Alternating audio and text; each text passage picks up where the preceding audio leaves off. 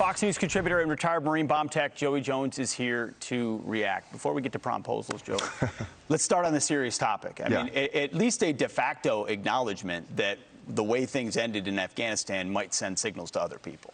You know, I've said consistently over the last several weeks now, 6 weeks, I guess, since this war started, that I'm reserving judgment, if you will, or armchair quarterbacking the Biden administration's moves during this war because there's so much information we don't have. I mean, I just spent a couple of days with some very important members of our intelligence community, most retired, that were kind of enlightening me on how they knew this was coming and how accurate they were in telling the administration, hey, this is coming. My problem with the Biden administration and the decision-making they've done is posturing's a big part of war, especially with Russia. And I think that all of this builds up to a narrative. How this administration's handled foreign policy from the day Biden took office led to President Putin deciding this was a good time to do this. You can't omit the Afghanistan withdrawal from that. Listen, I've never been a general. I can't tell you what it takes to be a military leader and make those 60,000-foot view decisions. But as a former troop on the ground, some things just kind of make sense. Yeah. And some things don't. Our Afghanistan withdrawal did not make sense. It left a lot of people vulnerable and essentially made us look like we were in retreat on the world stage. You can't say that didn't have a factor in this. How much of a factor? I don't know that you and I can sit here and figure that out. I mean, it looks weak. It looks incompetent. If Yeah. you're a foreign leader and you're thinking about doing something, it's all the wrong signals to send. Speaking of the opposite of weak and incompetent, strong and amazingly competent are these Army Rangers that we've had a chance to spend 2 days with. They're still going right now, Joey. It's the final day today of the Best Ranger competition.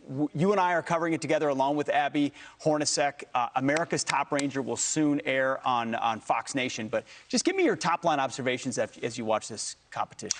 As a Marine, I'm thoroughly impressed. I've worked with the Rangers. I've been around more of them as a retiree than when I was in the service. And I know they're silent professionals. I know they're really good at what they do, and they're really good infantrymen. I did not know to the extent at which they train, the way they practice and hone in skills, and most importantly, what's so impressive about this specific event, any Army Ranger out there can do any one of these events.